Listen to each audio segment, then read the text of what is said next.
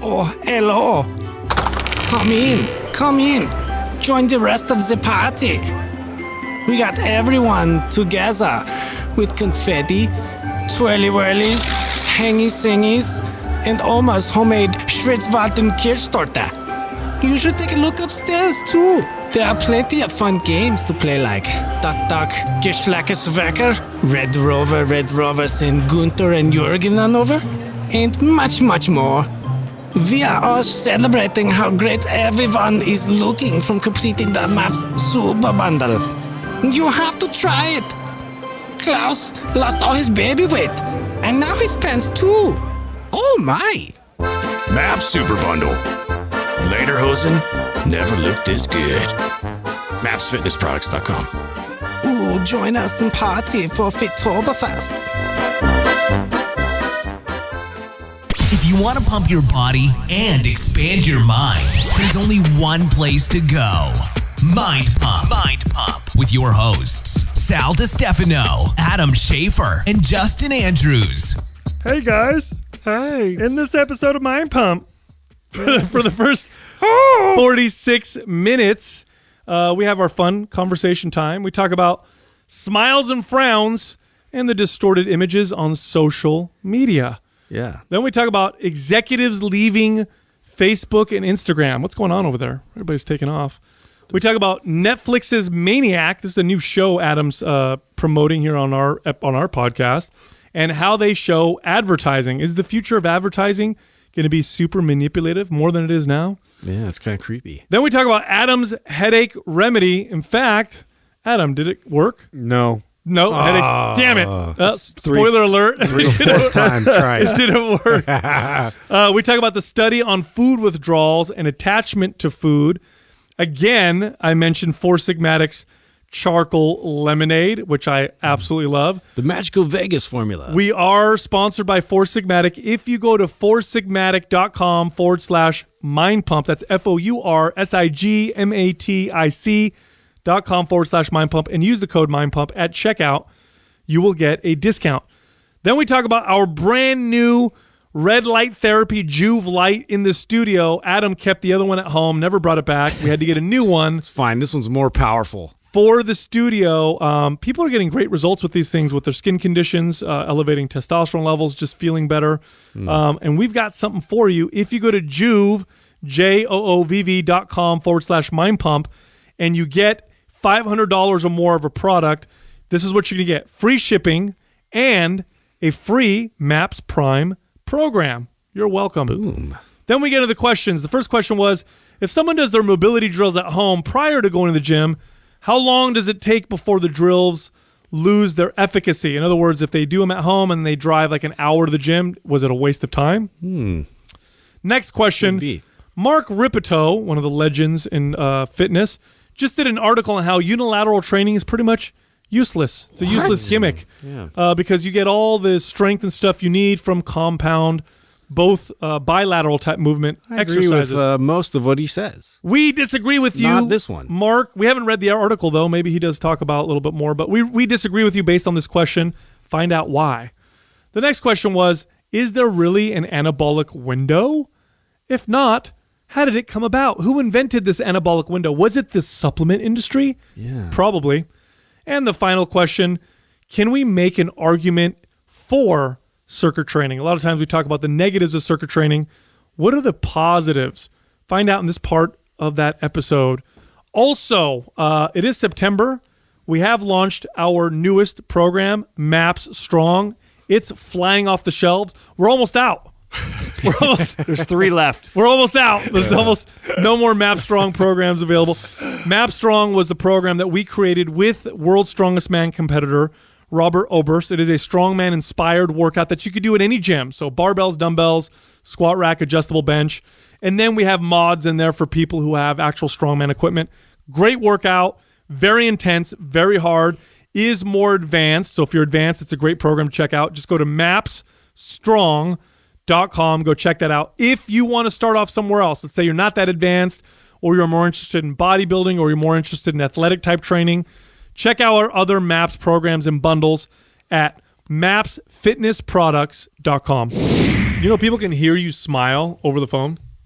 I hear you smile. They've done studies where they've actually had people guess whether or not someone was smiling as they were talking on the phone, and the odds are statistically higher than random that they can. What's the difference? Guess. Well, that's all connected to the. Hi. That's all connected to the predictive brain because Yeah, I guess when it is you're hard. talking to somebody and they're talking with excitement and energy, and you've talked to thousands of people over your life, and they're smiling when they're talking that way, the brain can picture that and image that right away. So that's where that comes See, from. I can see how you're smiling right now. I could hear it. Yeah. I could. Do you hear that? Yeah. That's because you know it. Try and like sound excited with your mouth kind of down. Let's see. It's almost impossible. Hey, guys. Oh my god! No, Doesn't that's work, dude. That sounded like you were kidnapped or something. You're trying to. You were screaming out of the Yeah, back. somebody of just threw me in a van.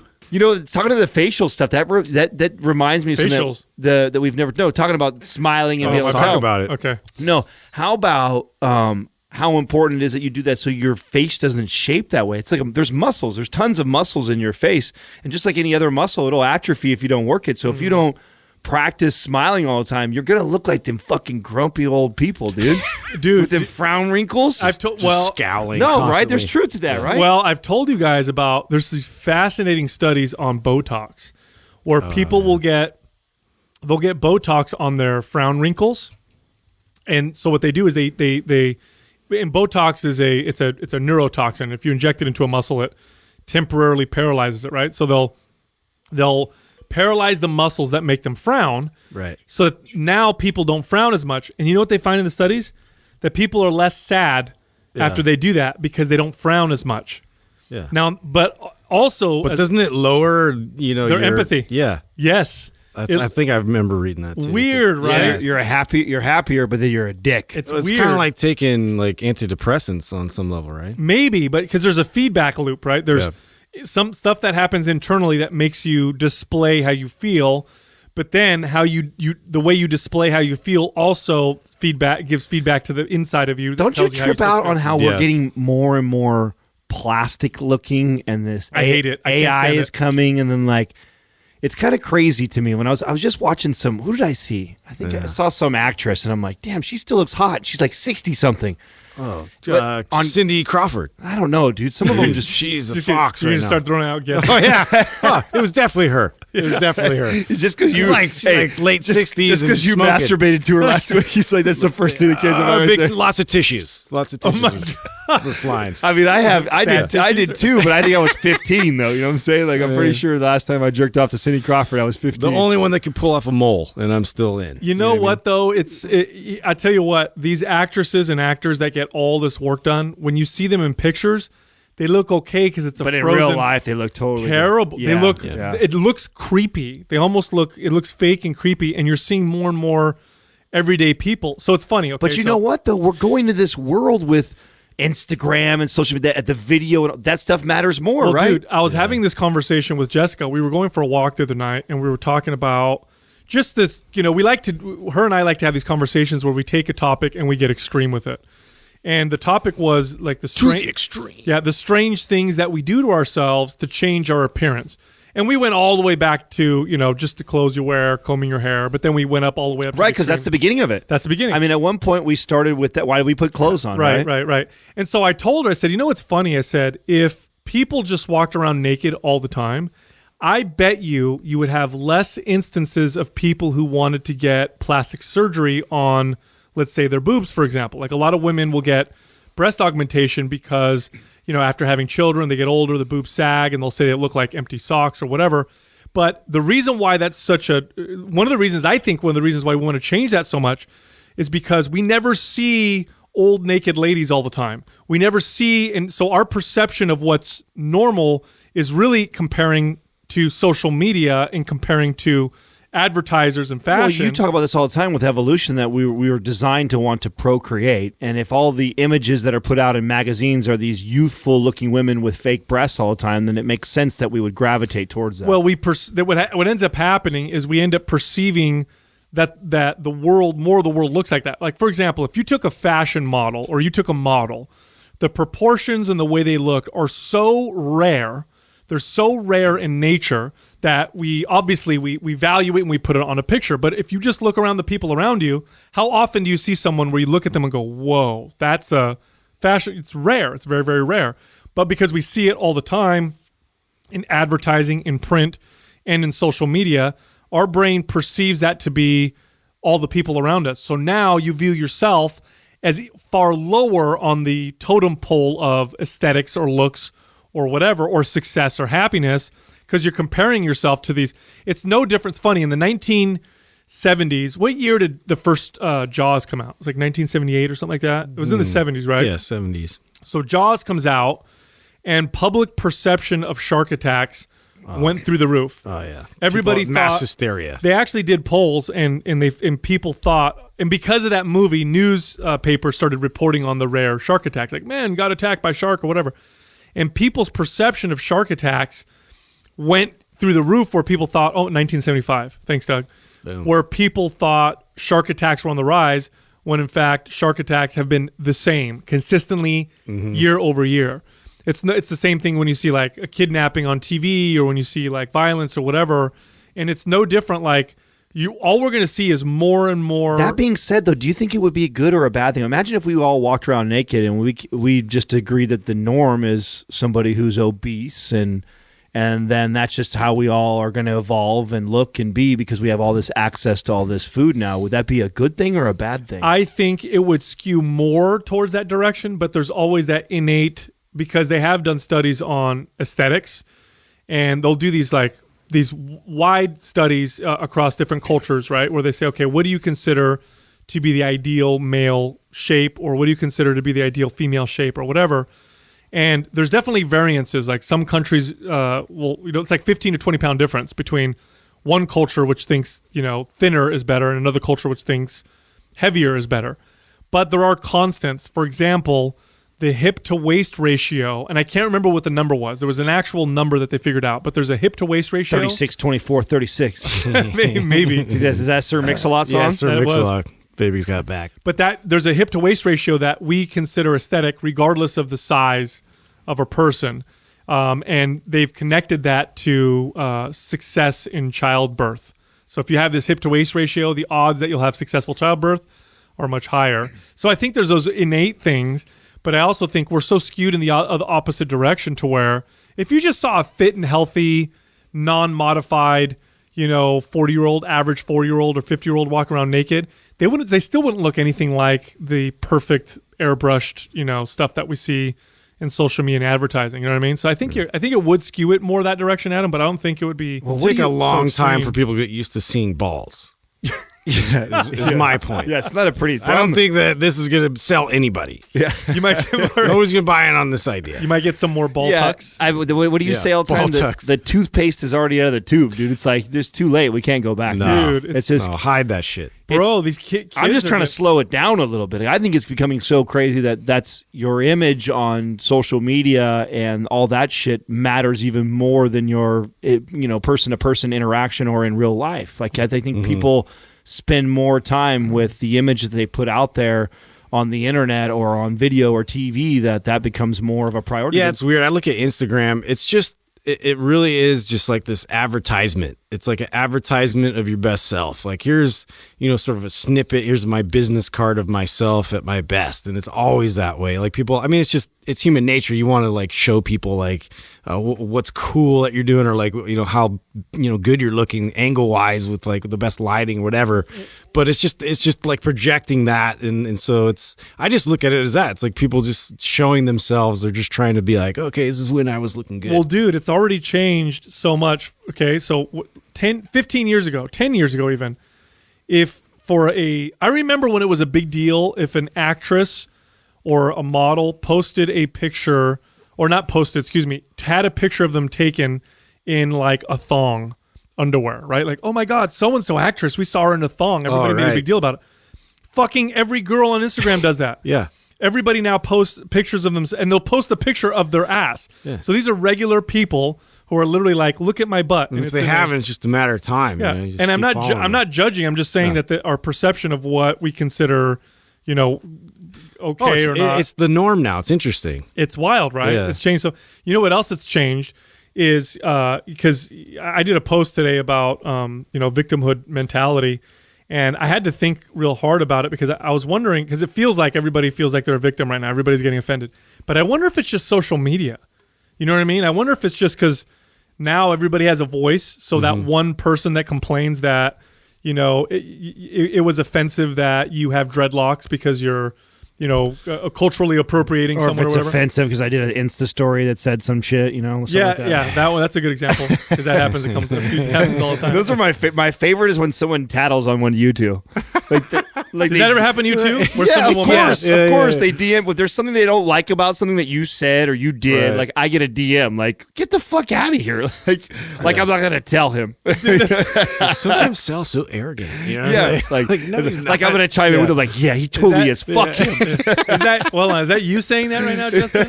No, I feel like you never got that message. Hey, that's it. That's on, what Justin DMs me. I saved those. I don't want to hurt your feelings. Justin slides in my DMs. Yeah. It's like, dude, Sal's we so both laugh at arrogant, it. Yeah, it's like, oh wow, this is funny. Yeah. That's hilarious. Yeah, it's funny when I'll get messages, right? Because I shared one with Adam the other day. That's what we're talking about, and it's funny because there's no space between us. So it's like you can't talk shit about one of my boys to me. Right. It just doesn't. I don't care what they did. I'm gonna fucking defend them. Right. It doesn't matter. How shitty it is. Well, and you said this actually, and I think there's actually a really good lesson in this. There's a good lesson in business. I mean, you should share that. I mean, you shared that on a thread that was with all of the employees, and all the contractors. And so I think it's important that people understand that. I don't think this is communicated in business a lot of times. I think there is a lot of victimhood. I think there's a lot of tattletaling. I think there's a lot of throwing under the bus. And people don't realize how weak that makes them look. So weak. Yeah, it's so important. I learned Look at it as a team, like a legit team. And I think that a lot of people don't know how to interact like that. Like you look out for your, the person that's working alongside you. Like that's your first priority. It is. It is. You know what it reminds me of? There's a scene in The Godfather where you have, the Marlon Brando's character, right? And you have Sonny and him and all his sons, and they're talking with some of the other mob bosses, and they're talking about the drug world and how they want to enter into selling drugs. And Marlon Brando, the Godfather character, he says no, and then Sonny is like, "But Dad, maybe you should consider." When he looks at his son, and he knew right away, like, I need to shut the fuck up. After they were done with their meeting, the other mob bosses leave, and he looks at him and he says, "Never go against the family in front of other people." And there's a lesson in that, and it's like you learn this as a parent, or if you don't learn it, you'll learn it the hard way. Mm-hmm. You and your spouse, or you and your partner, need to present a united front to your kids, even if you disagree with the decision that your spouse made. So even if the other parent, let's say my ex-wife tells my son, "You're grounded from electronics for a month for something he did," and I think it's too harsh. Mm-hmm. He's not going to know that. My son's going to know, or my daughter's going to know. I back it up. I back up that decision. Otherwise, you cause dissension. That's right. We are a united front. Yeah. When he's not around, or when my kid's not around, then behind closed doors, they'll say, "Well, that might be a little harsh or whatever."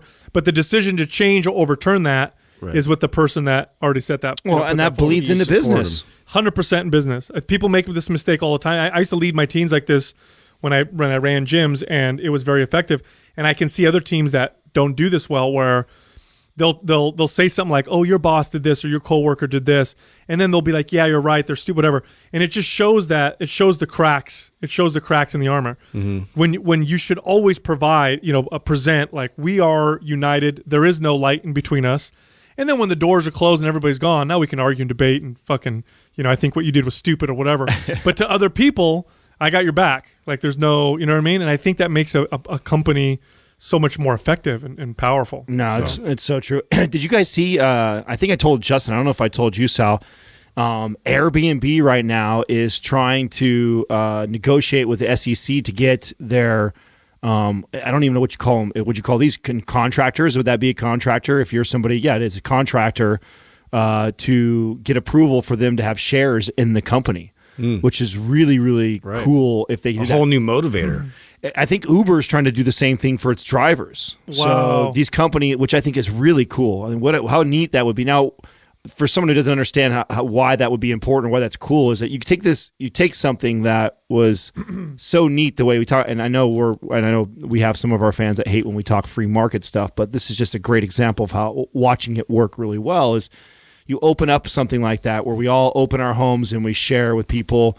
And so what are some of the drawbacks of that? Oh, so you rent a house and you get like the guy's stuff still in his house. Like that kind of sucks. It's not like up to code for like a hotel. Yeah. But what has I don't want your family judging me. Right. But what has happened over the last 10 years is it's started to evolve, right? Mm-hmm. And it's got competitive. And now people are all on its own. All on its own. Yeah. Without any regulation, without setting laws or telling people you have to do this, you can't have that in the house. Like people are starting to elevate their game because if you want your house rented out, well, maybe you shouldn't leave your fucking dirty underwear inside a hamper. You know what I'm saying? You have to start to elevate that. So to see that and to now see it open up that, now we may even allow them to have shares in this company. Now think of how much ownership you're going to take in providing an even better service for these people that are staying at your house, because now I have shares in the company and I want to see the company successful.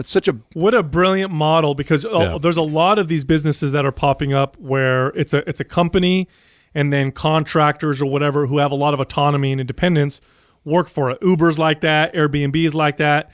Ease, I believe, works that way. One of our other sponsors where they do the cannabis delivery. They do that to the drivers? I think that drivers, in a similar way, use their own cars or whatever, pick it up.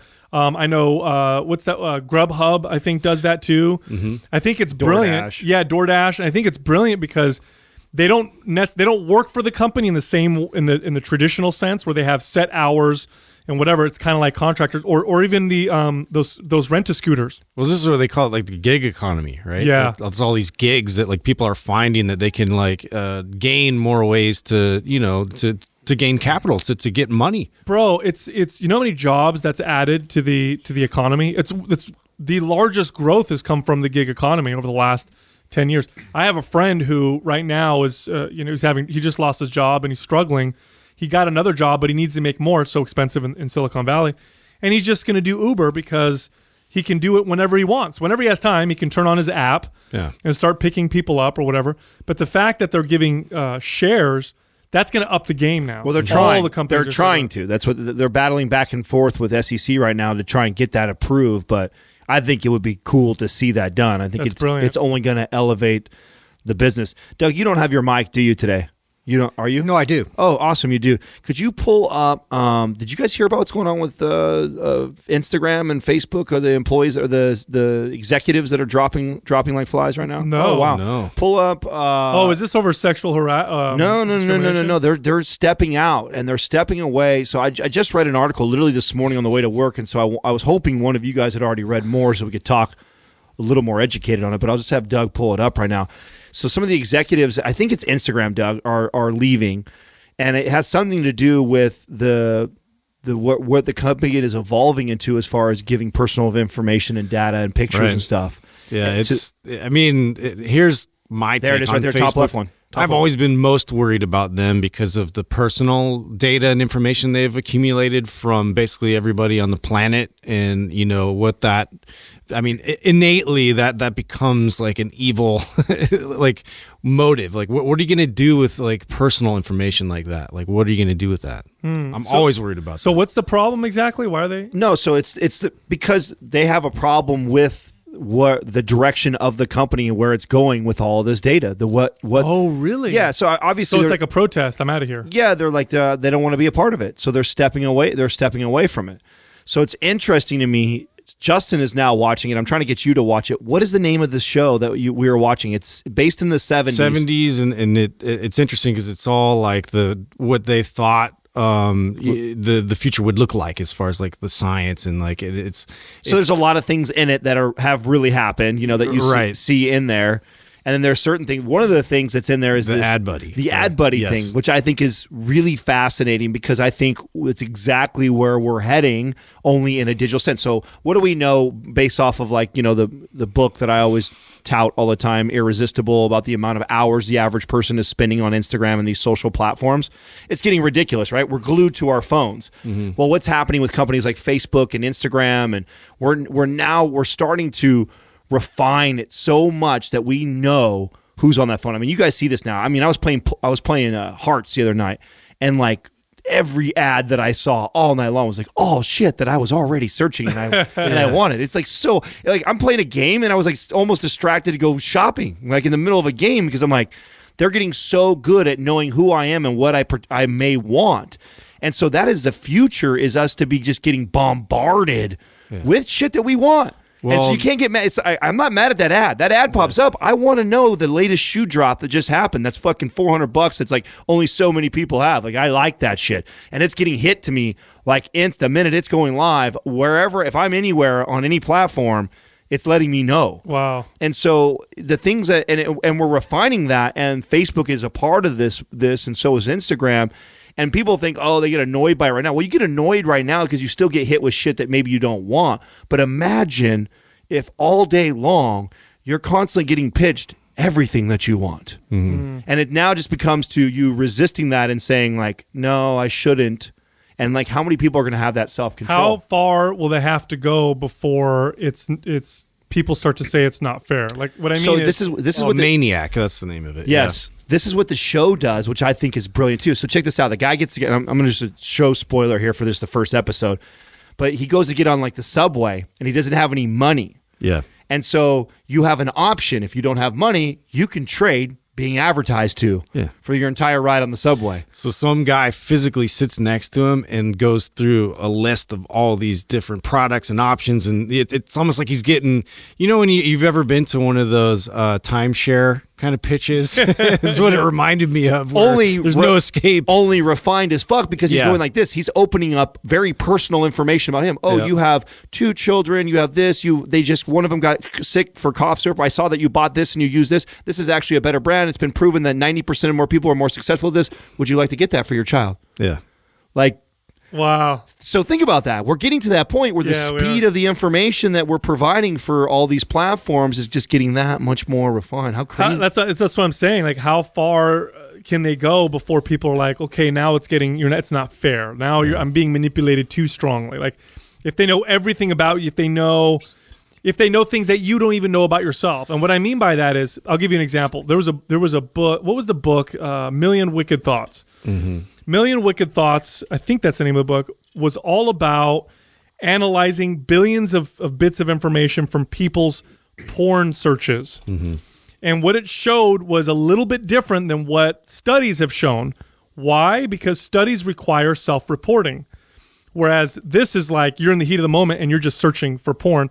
What if it gets to the point where it can just read you and really fuck with your makeup or whatever to figure out how to sell you something? And people thinking right now like, oh, that's a sci-fi fantasy. No. For sure they'll get to that point. Well, I mean, even what movie is that we always reference? It's like Ex Machina. Yeah. And so like just the brilliance of that movie being that like somebody like Facebook really to me like screams like this is super possible in terms of like, aggregating personal behavior patterns from everybody around the world. Like they're the closest to be able to get that. So like my, conspiracy hat on, I'm like, well, who's to say they haven't already been like trying to create the AI and be the first in that? Because they literally hold most of the keys in terms of like that data and information as to what makes a human being tick and all these different variables that, are there. Well, the stuff that scares me about all this is maybe not so much advertisers.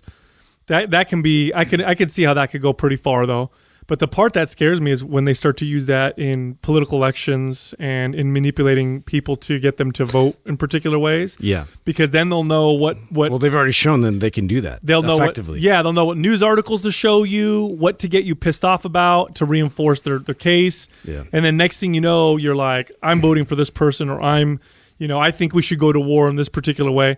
And it's happened. It's happened before. I mean, we've done many things that way. The reason why that doesn't scare me as much is because I think that there'll always be the opposite side that will have the same resources and the same tools. I see more fear or danger because we're in this world of consumption, and this really has only happened in the last 30 years or so, where we're in this keeping up with the Joneses and the race to consume and buy product at such a fast rate. It's crazy. So last night I bought these pants online. I get it advertised. It totally dropped me on Instagram. You bought pants online? Shut up. Just shut up. How do you know what your size is? And everything's perfect. Because you know why? It's justified because they were so cheap. I was like, oh, I kind of want some of these. These are like comfortable pants. You've worn the brand before? No, I haven't even done that. Oh, wow. That's a risk. Total risk, right? So you're such a whale. Here's what's even funnier.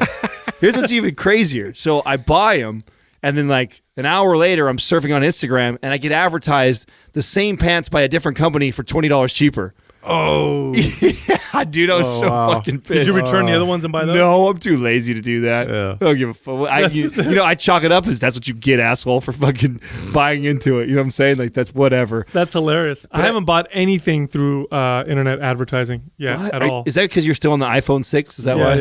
Yeah. Well, once you get the iPhone, I have the Nokia. The one-click Amazon? Are you serious? Bro. No. I buy stuff on Amazon all the time. Well, yeah, but I mean, just through the ads, I'm like, oh, I like that. I've been guilty of that. I have not done that yet. However, I can't say whether or not it's influenced me to go make a purchase later on. I see. I'm sure that happens, right? It's just getting better and faster and easier. Well, they have to evolve it because I mean, think about how annoying it is to watch regular TV now. Like, it's just so obnoxious to watch all these like useless ads that I give two shits about. Doesn't that seem so stupid it's now? Crazy. It's so archaic. Yeah, where they force you to watch that. It's crazy how fast that happened, though. Yeah. Well, it's interesting to me that companies are still paying money on it. So what we're finding, I mean, Taylor and I talk about this every day because he's always handling a lot of our sponsorships and relationships, and that's a good point. And a lot of people don't know this, but many of the companies, almost all of the companies actually that we work with, we actually go out now. So when we first started, it was like, nobody paying attention to us. And then finally we started getting some attention. Then we started getting companies throwing money at us that we really just weren't interested in.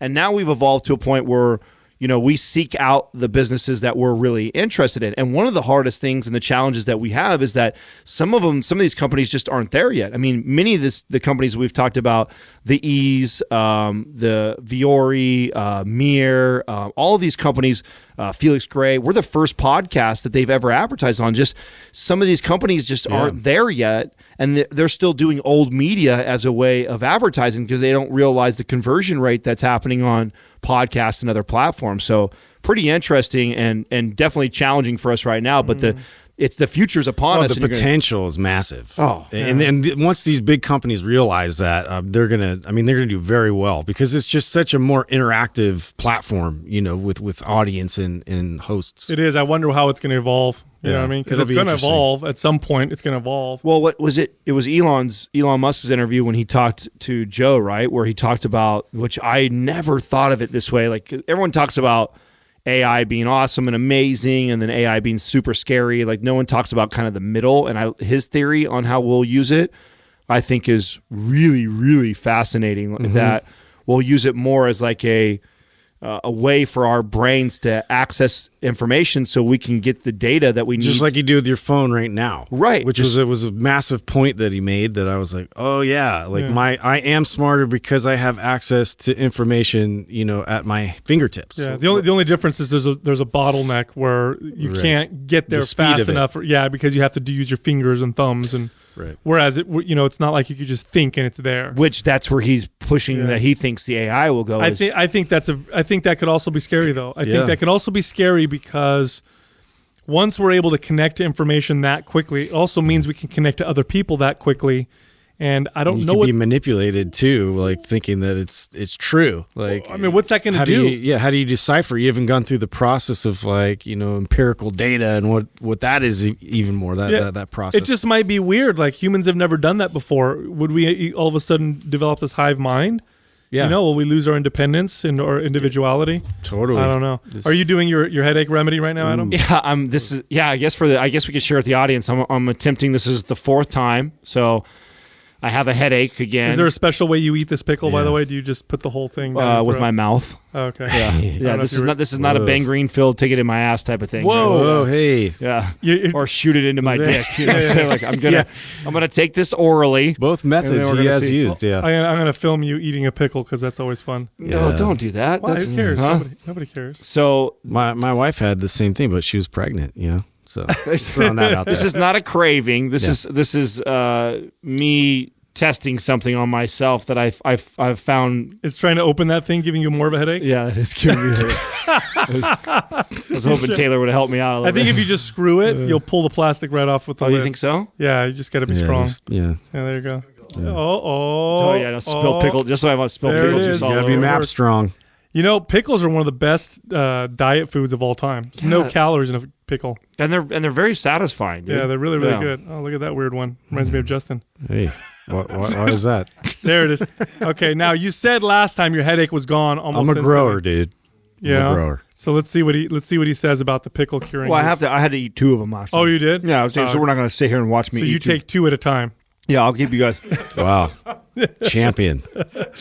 Hey, you I guys, didn't know he had skills like that. you guys want to hear an obvious study? I love it when they do obvious studies. Is this from Captain Obvious? No, or well, it should be. somebody? Hey, whatever happened to him? I know, right? Captain Obvious. Dr. Obvious. I used to rely on those studies. Oh, his studies? Yeah. His squats make the work delayed. Walking is good for you, Yeah, longevity-wise. So here's the study. This was actually just published on the 21st. So this month. Drug addict liked withdrawal from quitting junk food. They actually did a study Okay, no, impossible. where they had people take processed foods out of their diet, like pizza, French fries, and they had hamburgers, withdrawal. and they had withdrawal Weird. symptoms.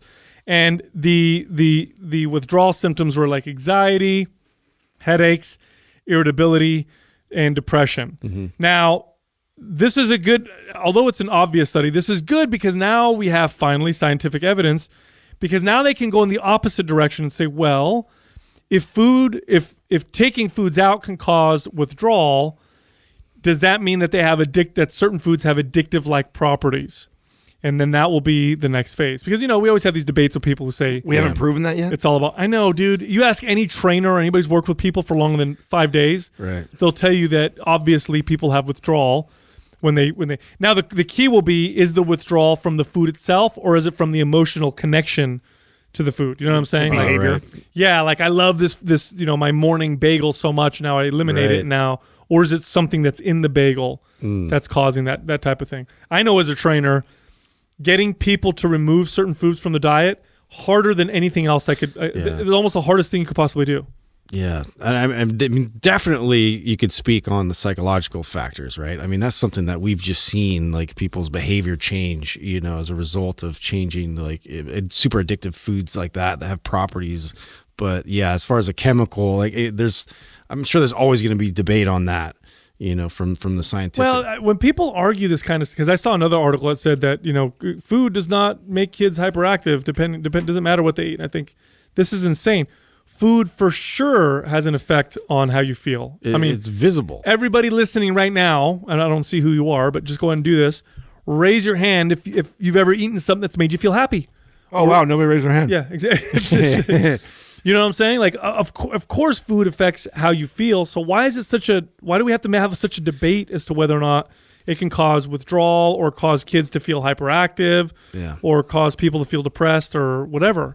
Nobody wants to stick their neck out there, and lead the charge. It's insane to me. Do you guys think there are certain foods that you were, as a trainer, that were the hardest for clients to let go of? Like types of foods or alcohol or things like that, or sugars, or like wine was a big one for sure. Oh yeah. When people are big wine drinkers, yes, getting them to cut wine out was like this is how I relax. Is what was like thrown back at me like really hard. Oh, I'm like, whoa.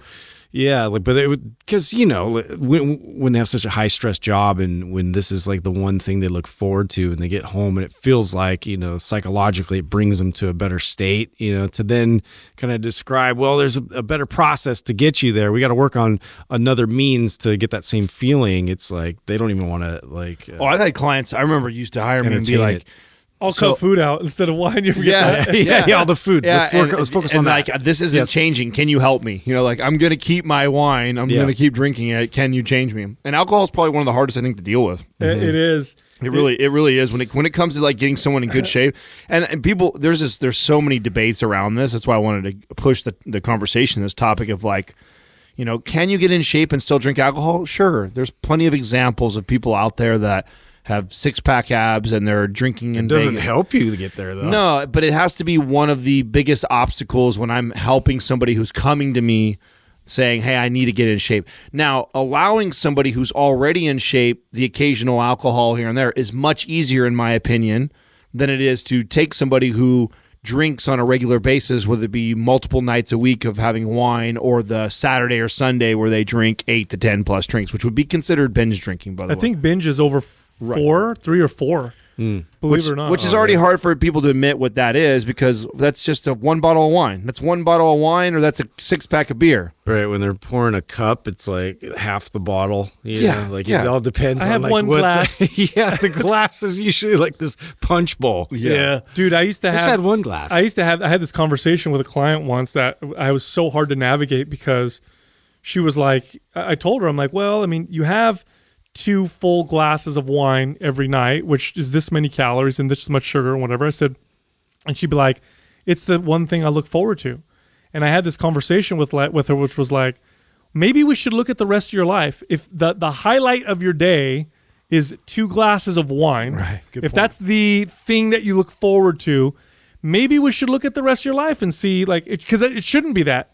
I'm sorry, if your life is so bad that that's what you look forward to is a glass of wine, you might need to look at the rest of your life and figure out what's going on. So we would have these conversations, but it was tough to navigate. Yeah, that's a great point, though, because if you don't address that, it's going to be really tough to get them in shape, not just from and I think this is where people have a hard time understanding, it's not just from a calorie perspective and what alcohol does inside the body, but what you're saying, that if alcohol is so important to you that you have to have in your diet, what is that saying about the rest of your life? More than likely, you might have high stress. More than likely, you may not be the best sleeper. More than likely, you may not have the best relationships. There might be other things that are in your life that are actually hindering your weight loss that isn't just related to calories, that because you're so attached to whatever this may be. And then we're just picking on wine, but it could be other alcohol. Yeah, exactly. And I was thinking, I mean, there's other foods like a donut or something else that's like, for them, it like symbolizes this happiness, this immediate like joy. And so they try to like somehow incorporate that within their lifestyle, make it work. And like, it's always trying to make it work. But,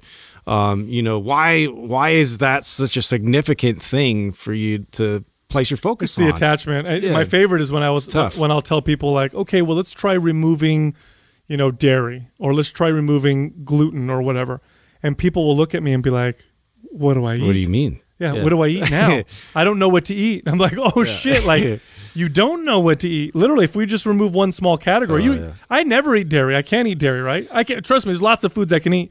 But how often I'll tell a client. I was sad like those weeks I went without cheese. I'm not gonna lie to you. Yeah, guys. you do have a little bit of an addiction to cheese. Speaking of alcohol, by the way, you know how many messages I'm getting from people who have now tried the charcoal with alcohol? Yes. And everybody's like, and I don't want to advocate for this. I'm not telling you this is what you need to do. No. This is anecdote again, but I'm getting a lot more anecdote.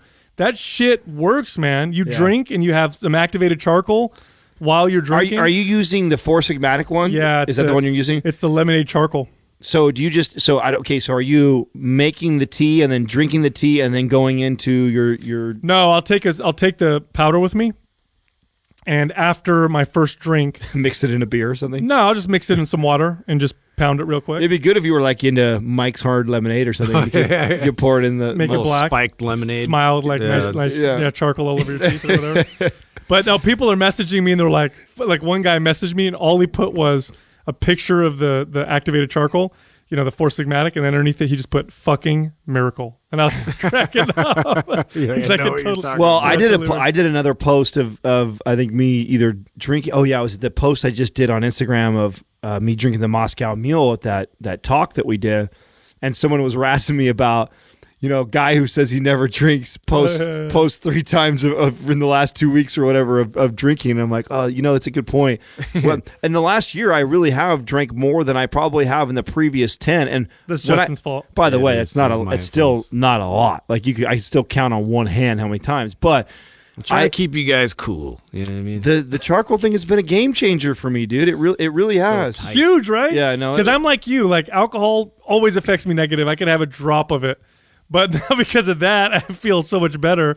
Maybe it's a bad thing, you know what I'm dangerous. Yeah, probably. It probably that has to be one of my favorite talks that we ever did, though, because we were supposed to talk at what's his name? Vince. Yeah, Vince Del Monte's. He had his his mastermind thing or whatever. Speaking of drinking, who was the idiot that was drinking and putting the Juvelight together? Because that thing is impossible to fucking turn on. No, it works. Doug shows me how to work it. Yeah, and it's like insanely powerful in comparison to the last one. If you turned it on and got blasted by this is the mod. So it's modular, which I think means because it's got all these independent They're panels. all connected. But you can separate them. You can use them individually. You can create like a little wall. You can put it around your body. Yeah. And they are more powerful. So have you figured out now? Because when we first were playing, Doug showed me how to do it. Oh, so you figured it out. So there's is there like a master switch that turns them all on? Yeah. So there's two switches. One of them connects all of them, and then once you connect all of them, you turn one on, and it turns all of them on. Right, Doug? Am I saying that right? No, we actually turned on all the switches, but we may not have it mastered yet.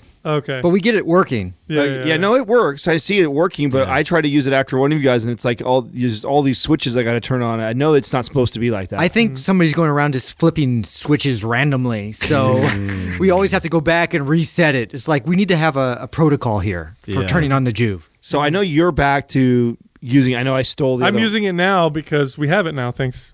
Yeah. Now we have two. You have one at your house. I do have one at my house, and you know what, like. It was probably out of all the things that I was doing to get my testosterone up, it was the thing that I did the most consistent at the beginning, and then I have fallen off the most.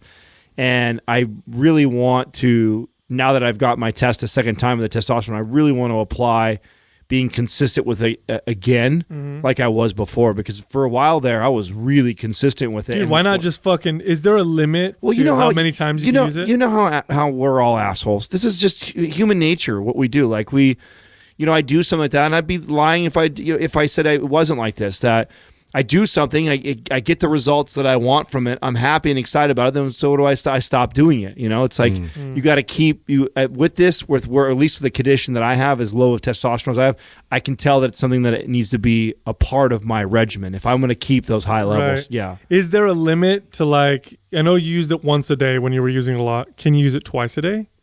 I don't see why not. Okay, we should find out. I think Ben wrote a really good blog on it. I'll ask him. I know he wrote. Because I would if I had that shit in my house, I would do it before bed, before bed at night and when I wake up twice a day. Yeah. Well, when I was at the other house, and that's part of the reason why I fell off, is I've moved, right? So my routine has changed a little bit, and I used to have it mounted and set up right at the edge of my bed. So I literally would get shower and then come out of the shower, and then I would dry myself basically naked in front of this thing, and just that's how I'd get ready every morning. So that was a really good routine. Well, now I don't have it there. Now it's in my, one of my spare rooms. So the biggest thing that you used to talk about was your psoriasis. Yeah, and that is the thing that's actually making me want to do it more, was because when I was doing it also. I was also, trying to get the benefits for the balding thing. So my head would be off, and I'd be massaging my scalp with it in front of it too, right? I figure I may as well kill all birds with one stone here. So positive thinking. Yeah, yes, everything. Everything, right? So I was literally doing that. Now I have these two spots. By the way, some asshole on my Instagram was like, "Oh, you'll be cool when you actually accept going bald." Like, fuck you! I have psoriasis spots all over my head, so I'm never going to shave my head. Just to, damn it, those that are wondering. So I've got these two big spots of psoriasis on my head that are big right now, and I think they're big because I haven't been doing the light. When I was doing the light, they were almost non-existent. So that's motivated me even more than the testosterone. Because when I was being really good about that, I was noticing my psoriasis being suppressed more than it was. So wow. Speaking of suppressing things, I have figured out one more component to ameliorating symptoms of gut problems like irritable bowel syndrome. I noticed when I take SurTech, which is a brand name for an antihistamine. Okay. Allergy medicine. Allergy medicine. In my car. I noticed when I take that I started to connect the dots that my gut would actually feel a little bit better. Now, being that gut issues are an immune reaction makes perfect sense. So I went online. This is why I love the internet. Because I don't think there's any evidence to support this, but I went online, and all these forums, people are saying, oh, yeah, when I take, Claritin or ZyrTech or whatever, my gut is a lot better. So, and I don't take ZyrTech on a daily basis. I don't have allergies. But I know I'm glad I connected that, because now I'm going to use it when I have an issue to kind of slow down the symptoms. I want to say that on the podcast. There's a lot of people that listen that have those kinds of issues. Another thing that you may add to your arsenal to to help with those issues. Well, I have SurTech in my car. Do you take it every day? No, I try not to take my allergy medicine every day. How often do you take it per week? Maybe once or twice, maybe. Okay. But rarely. That would have to be during springtime. If it's springtime and allergies are really, really high and it's unbearable, I might take it twice in a week, maybe 3 times in a really bad week. But what I have found, just because I've had allergies my whole life pretty much, is if I take it too regularly, then what ends up happening is my body gets used to that, and then I just don't get the same benefits from it. Where I wonder if the body upregulates the receptors. I would imagine it does. So I have SurTech in my car right now, but I've got Benadryl, I've got Allegra, I've got Claritin. I normally keep 5 different allergy brands that I kind of rotate through, and I've noticed that when I do that they tend to my body tends to respond better to it. So I try not to take it as much as possible, because I definitely think there's something to be said about taking it very consistently all the time and the body getting used to it. It's interesting with the gut, though, because I remember, too, the histamine producing foods, when you eat, a certain combo of foods, like how that will affect the gut as well. So then you're saying, like, SurTech might be the answer in some of those cases where you're not fixing the root. So I don't want to say that it's like addressing the symptoms. Yeah, so I don't want to say it's a cure at all, because it's preventing a reaction, but you got to figure out what's causing that reaction in the first place. Yeah. However, if you have really, really bad gut issues or really, really bad allergies, sometimes it's worth it just to improve your quality of life. Just to stop that symptom. And that's how I take it. I know that I'm not probably fixing anything, but when I have, and if my allergies are debilitating, where it's just I'm blowing my nose, I'm it's like when I take Tums, and I have to, because I know that, like, I've had foods that will make me react a certain way, and I know that's coming. I just need to suppress the the what's coming after that. So.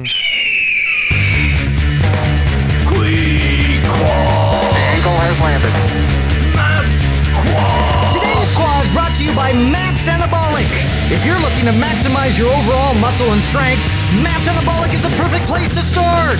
With a full 30-day money-back guarantee, there is absolutely zero risk. So what are you waiting for? Go to mindpumpmedia.com and get started today. It's the motherfucking Quah. Eagle has landed. Quah. First up is Diary of a Fit Guy. If someone does their mobility drills at home prior to going to the gym, what's the amount of time that can pass before the drills lose their efficacy? As an example, how much value is lost if the workout occurs an hour after doing the mobility work? Dear diary. I wouldn't think it's lost at all. Yeah, so there's a couple things going on here. One is priming, where I'm trying to prime my body before a movement. So let's say I have trouble feeling my glutes when I squat. And so I start to prime my glutes by doing maybe like a donkey kickback or hip thrust so that I can feel my glutes when I squat. And then there's mobility drills to improve function, general function. When it comes to improving general function, the more the merrier. Do it every single day. Your body starts to improve. When it comes to priming, you probably should prime your body. Yeah, there's a specific window for that. Yeah, I would say probably within 30 minutes. I think if you wait too long, then you might not get the benefit of the priming. But, an hour, you're probably still getting some. I mean, of course you're still going to get benefit. You're absolutely so. You're training a neurological pattern that is going to be advantageous to whatever you're doing. It's going to be beneficial, but this is also why we separated. We have MAPS Prime and Prime Pro, which is related to priming type sessions. And then we have like mobility drills, which is integrated into our performance program. Like we treat them separately. And even though some of the moves and some of the things you do seem like kind of the same thing, right? Or they carry over to each other. But yeah, absolutely. When you're priming, you're just trying to get something firing, where if it's mobility work, you're trying to address an imbalance that you have or a postural deviation. Like, you can't do enough of that. I think what's more important in this question is, what are you doing in the hour between your priming drill and the workout? And so what I mean by that is, let's say, again, we'll use the example of the glutes. Let's say I prime them really hard. Then I get in the car and I drive for an hour. So I'm sitting down in my car for a full hour.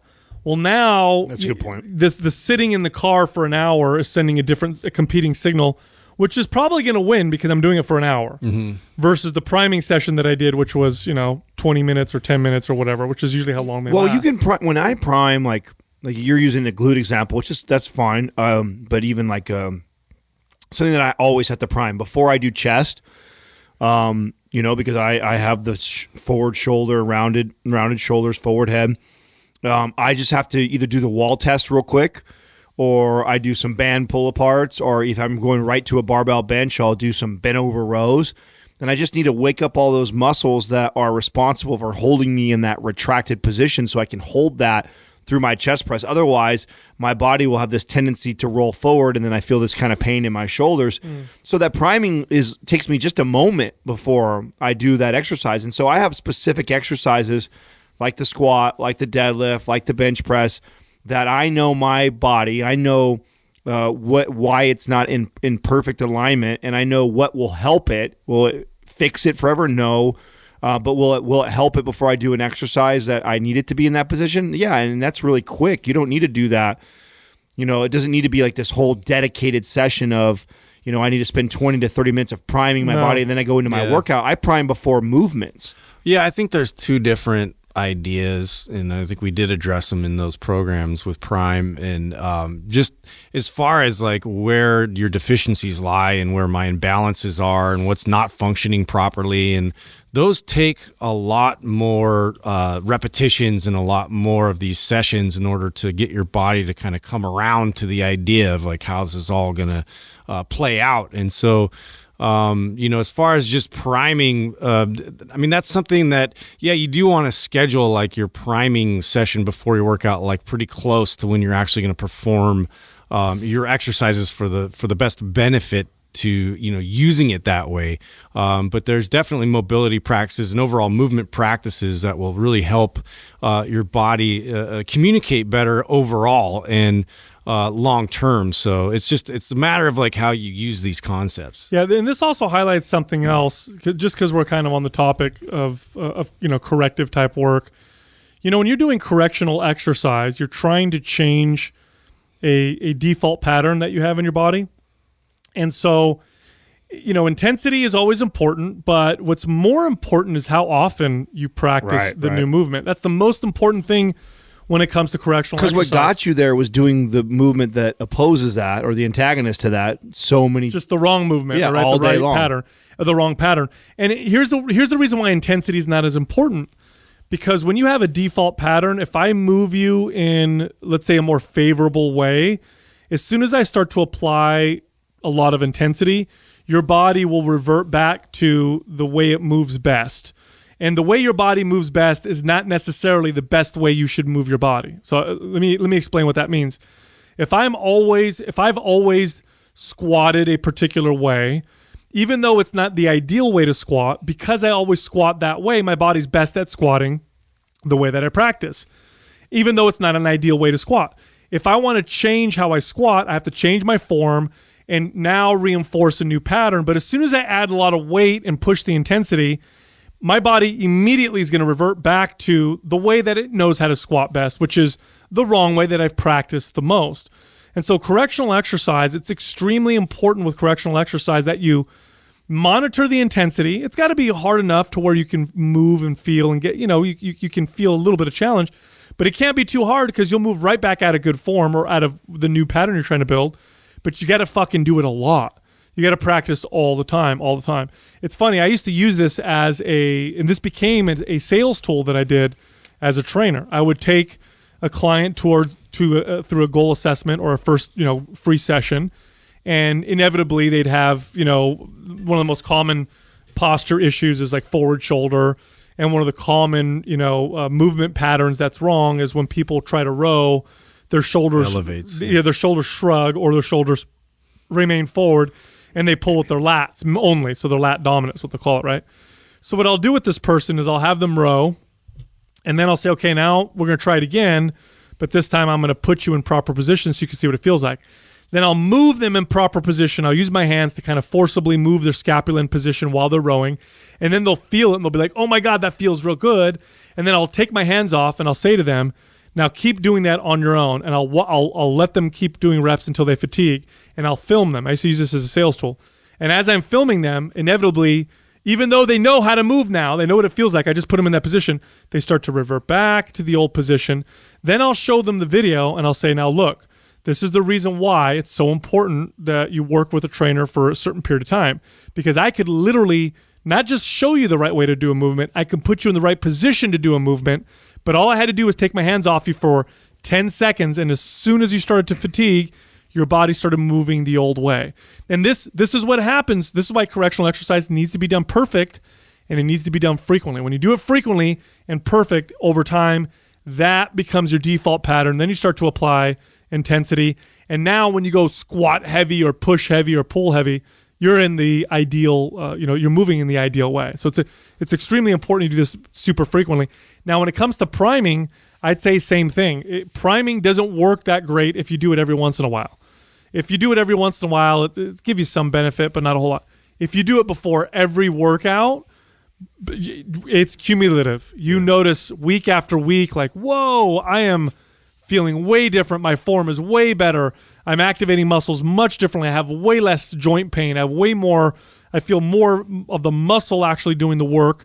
If things feel better, I can lift heavier. But it happens when you're consistent. You have to be super consistent. You can't get away with the 2 super hard workouts a week like you can when you're just trying to build muscle. If I'm just trying to build my delts, I can get away with just 2 hard workouts a week. I've sent an intense signal. My muscles are going to build. When you're trying to reinforce a pattern, it needs to be done very frequently. Next question is from HGen9. Rippetoe just did a T-Nation article on how unilateral training is pretty much useless, a useless gimmick used by PTs and YouTube fitness people because all the compound moves work the weak and strong muscles as a system and can't be separated to get stronger. This was really someone posted this on our forum. I wish did any one of you guys read the article? No, I didn't read the article. No. Yeah, I've heard him talk about this before though. Yeah. I have all the respect in the world for Mark Rippetoe. I think he's one of the most incredible coaches in the fitness space. I'd love to hear Mike Boyle chime in on this one. Well, I mean, that being said, I completely disagree with what he's saying here. Here's the thing, okay? What he's saying in some cases is true. So do compound movements work the weak and strong muscles as a system? Yeah, they do. They absolutely do. Does that mean that there's no benefit from working one leg at a time or doing split stance exercises or using 1 dumbbell instead of 2 dumbbells? Not at all. In fact, every movement you do is a unique movement, and every time you get better at that movement, it's relatively specific to that particular movement. And they do have a little bit of carryover. And when you think of the way your body works and moves, are you ever on one leg? Yeah. All the time. Well, there's the argument in itself. Yeah. Are you telling me that there's no carryover going into compound lifts? You can't really argue that. Like, that's asinine. That doesn't make any sense. No. So what I think is it's just, this is another thing where we start to form camps. And, and this is very much, to me, it feels like a marketing thing, to really stay divisive in, his system of, because it's very, barbell lifts and Olympic lifts and things that he teaches at a very high level are very valuable. But there's a lot of value in unilateral training as well, from a stability standpoint, from a functionality standpoint, from an everyday life standpoint, like, as far as barbell specifics, I mean, there's carryover from unilateral training that, helps, to aid in the performance of these barbell movements. So I 100% disagree with this statement. Well, look at this. It has nothing to do with working different muscles, by the way. That's the part that it's not about working different muscles. Yeah, if I do a lunge is a split stance squat. Let's be honest. The front leg is doing the same thing in a lunge as it is when you're doing a squat. Theoretically, right? Mm-hmm. Theoretically speaking. And if we examine the muscles being worked, same muscles, glutes, hamstrings, quads, same things are being worked. Does that mean that doesn't mean though it's a waste, because when I'm squatting with a split stance or I'm squatting with one leg, I'm learning how to be able to move better on one leg. It's a different pattern. It's a different movement. It's a different adaptation on the body. From a muscle building standpoint, this is totally wrong. From a muscle building standpoint, all you got to do, I tell you what, if all you ever do are compound movements with both feet on the floor, both arms in the same position all the time, go unilateral, watch your body build muscle all of a sudden. Happens almost every single time. Right. And I'm experiencing this with myself with squats, by the way. Yeah. I haven't done barbell squats in weeks. All I've done are walking lunges and Bulgarian split stance squats is because I noticed there was a discrepancy between my right and left side. Even though I could squat and balance no problem. This is the example that I wanted to use as if you have somebody who is all about compound lifting only about squatting, putting both feet on the ground while you squat, and there is a major discrepancy in one side, like Sal's about to say with him, okay, well, I can sit there and I can keep having that person squat, and I keep trying to address that and explain to that client like that, hey, you're shifting to your side a little bit more and you're using more of your left leg than your right leg, and then that's causing these problems down the kinetic chain, and now because of that you have all this dominance on one side, and so I need you to mentally concentrate on this, and constantly speaking to that, right? And maybe you can get somebody to somehow mentally make that shift and start firing equally on both sides. Now, in my experience, it's extremely hard to get clients to make that connection. One of the easiest ways to address in an imbalance like that is to eliminate the other limb. If you have a major discrepancy in squatting and you are dominant on one side, well, guess what happens when I get rid of the dominant side and all we address and focus on is the other side, and we bring that leg and we drop it back into like a Bulgarian split squat, like you're saying, Sal, or a walking lunge. Then I can focus on that weaker side and everything from the ground up, how you feel, how your foot feels connected to the ground, how you drive through the heel, how the glutes are firing on that side, everything, so we can start to catch that back up. So could you never do unilateral work and still build a very strong functional body? Absolutely. Could you only do unilateral work and build a strong? Yes, you could do, but why the fuck would we separate these camps? Why? Yeah. There are tools. There are tools for all of us. You know who's an idiot in this? Are the people that want to put a line in the sand and say, we're on this side. These guys are idiots. No. You know who the idiots are all you guys that are trying to separate people in boxes.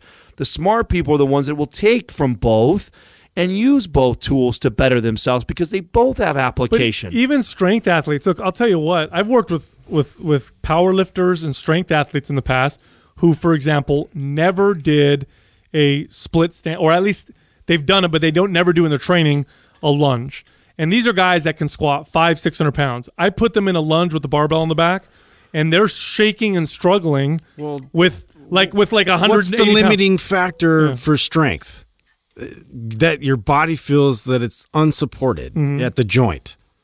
And now you're trying to tell me that unilateral training isn't going to provide more stability around the joint, which inevitably will allow your central nervous system to, feed, more force to that movement. Yeah, it just doesn't fucking make sense. No, and now there is a point of diminishing return, right? Like, okay, one-legged exercises definitely have some benefits versus the two-legged exercises, which have their own benefits. Now, does that mean that we could go one-legged now on the ball of your foot, now standing and balancing on a ball? Now, no. At some point, there's diminishing return because you can't generate enough force. 100%. You're not going to live in unilateral training this is why, to provide that strength. No way. This is why both camps, I think, why they're help tools. each other. Yes, they should help each other. And so I get Rippetoe's point. We should read the article before we rip him to pieces over this because no, this is based off the question, by the way. Yeah, exactly. Because there might be more details, right? Because where I do agree is, and we've said this on the show. We said this years ago. Like, a matter of fact, it was one of our first episodes that we opened up with was talking about functional training and how that was 15 years ago when that craze would happen. I remember. Everybody was balancing on a foam pad, a Dynadisc, or a stability ball. Yeah, do tricep press downs. Yeah, we were doing all these silly movements and challenging balance so much because we all of a sudden put all this energy and focus on that. And it's like what we always do as humans is we get a little bit of science that supports the benefits of that, and then we go to the extreme of it. And we already experienced extreme like 15 years ago. Like, I don't think we live in extreme. I don't think it's nowhere near bad today as it was 15 years ago. Do you guys think that? No. I don't walk in a gym like I used to walk in the gym. No, that trend is gone. It is already gone. It's gone already, and so there's no reason to draw the line in the sand right now over this. It's like, no, that doesn't mean stability balls, Dynadisc, and foam fucking things don't have a place. They're tools, and they can be used by a really good professional that can see an application for it, and then they should complement each other. It shouldn't be one or the other. I'll tell you what. I was saying earlier, I haven't done squats for weeks. All I've done are split stance exercises. I got under the bar the other day, and my squat hasn't felt better in years. It felt phenomenal, and I hadn't squatted at all. The same thing. Now, is it because unilateral exercises are better? No, it's because I addressed an imbalance, and my imbalance was that one side was stronger than the other or more stable than the other. And because I was able to address it, now when I get into the bar, boom, I feel more stable and I can squat better. And so now there's tons of benefits. There's benefits for strength athletes. Different skill, different adaptation that provides, a new stimulus that there's carryover that goes back to, the compound lifts. That's right. Next question is from A Bowles 15. Is there really an anabolic window? If not, how did it come about? And if there is, could you please provide more information about it? Do you know the history of that? Do you know where it came from? There was some science that showed. So there's something called the glucose transporter type 4, which is a type of a carrier on your cells that takes glucose and transports it to fat or to muscle. And when you're active, you activate this GLUT4. And I might be screwing this up, okay? So if this is your field of research, you might want to correct me in my DMs. But from what I understand, when you exercise, you activate this, and it stays activated for a period of like 30 to 90 minutes. And so once we learned about this science, brilliant supplement marketers were like, oh shit, okay, then the best time to eat something is right after you work out, and let's name that something. Let's label it the anabolic window. And as any marketer will tell you, if you can ritualize something, like if you could take your product and ritualize it, like use this before you go to bed or use this before you work out or whatever, the odds that the person will use it consistently is much higher. This is why medications work this way. One with breakfast and one with dinner, or one before bed, or because they know that you're more likely to take it than if they said something like 10 a.m. or some arbitrary type thing. And what's the one thing that all people who are into fitness tend to do? Work out.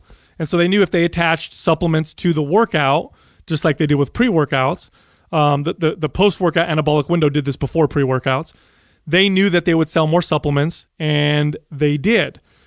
When protein powder companies started pushing this post-workout anabolic window, protein powder sales went through the fucking roof. When I was a kid, nobody took a protein powder post-workout. Yeah. Nobody did. When I was 15, 16 years old, you know when you take protein powders?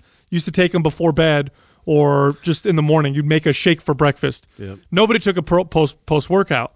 I can't remember the advertisers that pushed it first. I want to say it was Designer Protein, which I believe was Dan Duquesne and Bill Phillips. So Bill Phillips, by the way, one of the most brilliant supplement marketers of all time. It's interesting you mentioned that, because I remember when I was taking protein and I was really trying to bulk up, I would definitely take it first thing in the morning. That's and when try and load as much as possible in the morning. And I don't really remember when that became a thing where it was like you had to have a shake right after your workout. No, I think it was Designer Whey. And again, that was Dan Duquesne was attached to them. He also had Ultimate Orange for the old school listeners right now. That was one of the first pre-workout, quote-unquote, pre-workout supplements that was out there, but it was really an ephedra caffeine drink, and people loved it.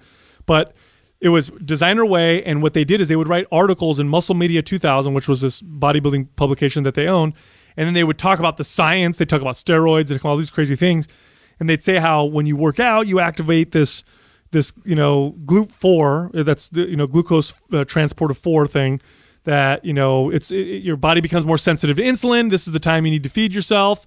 And by the way, we have evidence to suggest that shows that when you do consume things post-workout, you do replenish glycogen faster. Now, in the long run, does that really mean anything? Not really. Not unless you plan on working out later in the day, but it doesn't really do anything in terms of contributing to muscle growth or anything else. But we do see that. They capitalized on it. And of course, if you know you're going to eat right after your workout, most convenient thing to do is to have a shake in your gym bag. And then, of course, the argument went, well, since we want to get this in your system as fast as possible, the best thing you could possibly consume is a pre-digested protein shake because you absorb it faster. Oh, and whey protein gets absorbed even faster than other forms of protein. And they developed this whole marketing thing around it to where now it's become and at the end of the day is you're splitting hairs here. The difference. Big time. Is there science to support that is the most optimal or ideal time for you to intake that shake? Maybe. But is it really matter that much if you didn't sleep very well the day before, you've had 3 days in a row where you weren't dialed in nutrition-wise, you're chronically inflamed already. Yeah, you're already inflamed. You've already hit your protein intake. You're getting an abundance of protein already. There's so many, your programming sucks. There's so many other things that matter first before worrying about trying to get shake. You absolutely can get in crazy shape without ever even thinking about having a protein shake right after a workout. Bro, this is like trying to put a freaking, like you've said before, Adam, a spoiler on your car to increase its handling. When, this spoiler, gives it more downforce, by 2%. When you just change the suspension, tires, and all that stuff, it's way more important.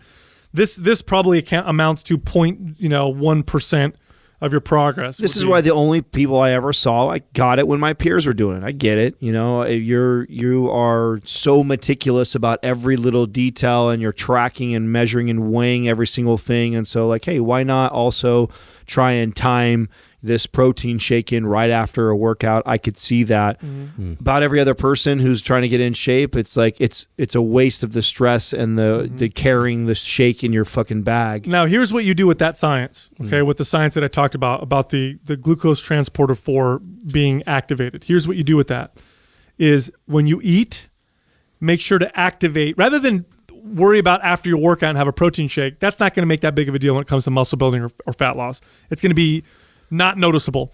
But here's where you do apply that science. Anytime you do have a big meal, go for a 10-minute walk. Right. Because they've shown that if you do that consistently, you increase your insulin sensitivity, you reduce your risk of things like diabetes and insulin, issues with insulin.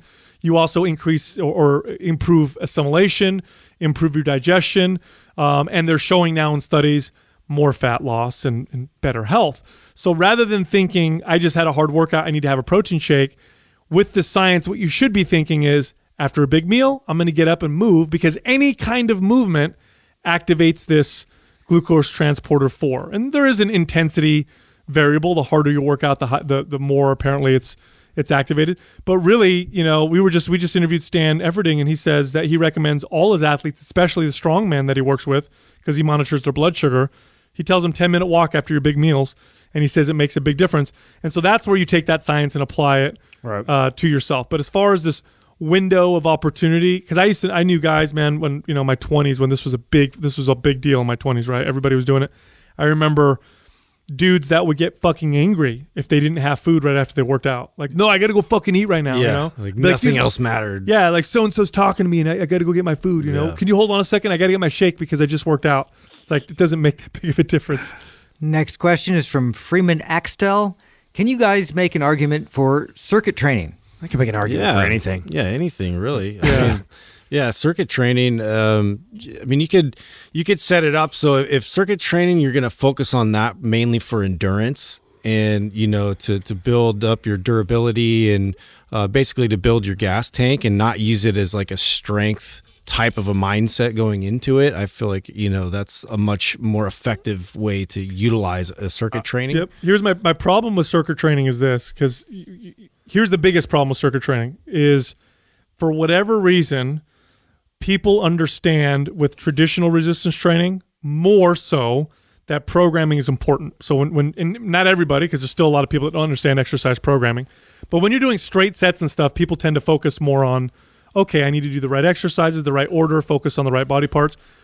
All of a sudden, when people do circuit training, that goes out the fucking window. It's all of a sudden, it doesn't matter. Just throw a bunch of exercises together. Yeah. And as long as you're sweating, Yeah, And- combo just doesn't matter. Yeah, you're burning a lot of calories. That's all that matters. I blame a lot of us fitness professionals for that, man. Yeah. Oh, yeah, for for putting sure. Get too fucking creative. Yeah, where you start putting emphasis on the program being how challenging can you make it and how much can you break the client versus you actually trying to actually put some thought into the programming. Circuit training, I still use it like a handful of times a year.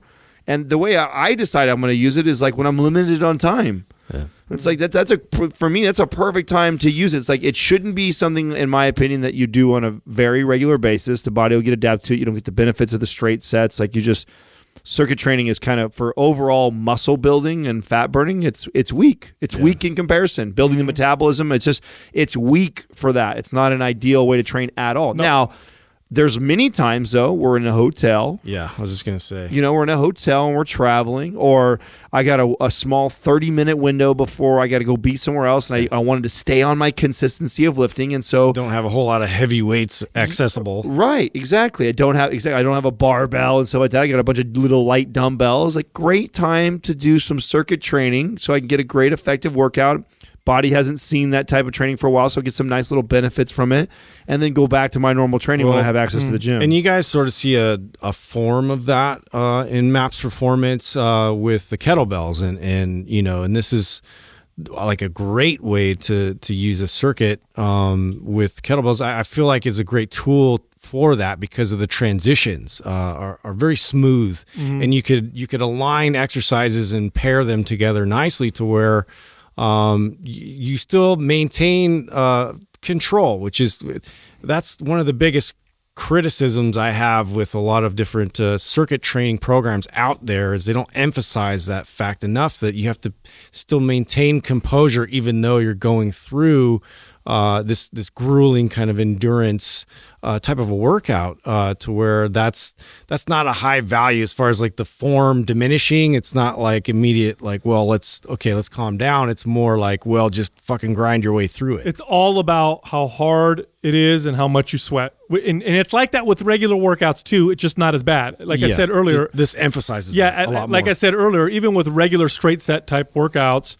there's at least enough people who are like, okay, I need to have good technique, good form. I need to feel the movement. I need to practice the exercise.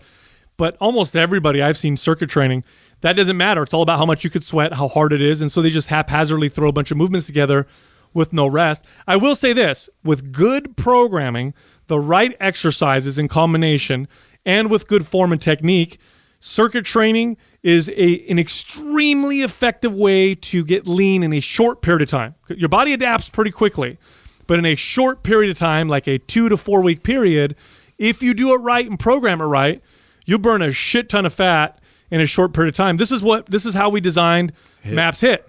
MAPS HIT is basically circuits in HIT style fashion, but programmed very well, and the whole program is short. We tell people it's program. the only program that comes with a warning. That's right. It's the only program that we tell people, do not just keep running this program. It's just exactly what you're saying. It's like, hey, I've got this little 4 weeks away. I'm going to be somewhere. That's it. Like, how would I get lean and shredded just for those 4 weeks? Knowing damn well that it's not the most ideal way for me to be training long term. Right. How do I use that? Because that's true. I mean, we all have that. I mean, I know I've been in that situation where all of a sudden last minute we decide, hey, next month we're going to Vegas, and like we book a trip, and it's like, okay, I've got 4 weeks exactly for me to get in the best shape. Like, absolutely, this tool is being used here. That's right. That's right. But the programming needs to be good. It definitely needs to be intense, but it needs to be intense to the point where your form starts to become less than perfect, and then you move movements or you stop. It's not go until you drop. This is how everybody else treats circuits. Circuits are treated like you fucking go until you can't move anymore, and you get a badge of honor or a medal if you're freaking, the harder you go and the more you can't move and the more you blast yourself or make yourself puke. Terrible. Absolutely terrible. If that's the case, then the exercise order and programming literally doesn't matter. Of course it doesn't matter because you don't care. It's all about the intensity. I was always like, if that's your mentality, you might as well, like what we used to, which is hilarious. This is another thing that like brings me right back to like being just complete idiots, like challenging each other, and trainers I know are guilty of this.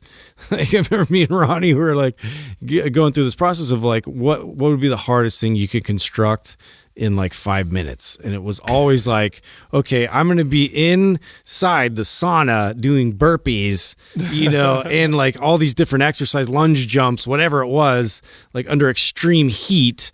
And then his was like, sprinting on one of those step mills, for as long, like, so it's just like it's extreme thinking and it's asinine. Like it's just like, at a certain point you have to realize like what you're doing. Like, and our bodies are brilliant machines, man. They're resilient and they will try and figure out how to like survive that. Yeah. And it causes you can kill yourself easily. Is what I'm saying. And it forces your body to have to burn a ton of calories to try and figure it out. But once it figures it out and it adapts, the other benefits that the circuit training provides is very, very minimal in comparison to your traditional strength training. So absolutely, like anything else, it's a tool that can be used. It's also why we separate it in a program. We put a warning to it, like here you go, like you can use that as a tool, implement it into your routine. But I do not think that you should be doing.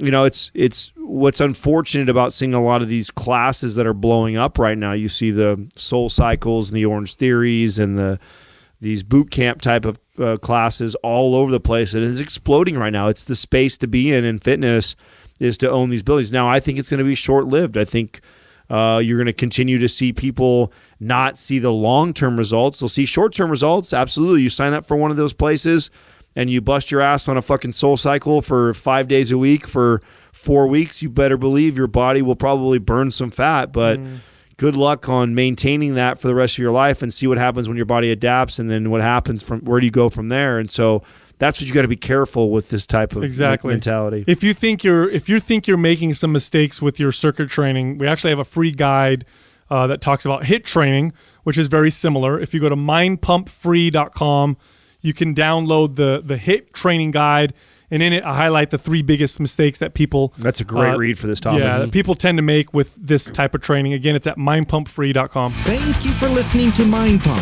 If your goal is to build and shape your body, dramatically improve your health and energy, and maximize your overall performance, check out our discounted RGB Super Bundle at mindpumpmedia.com.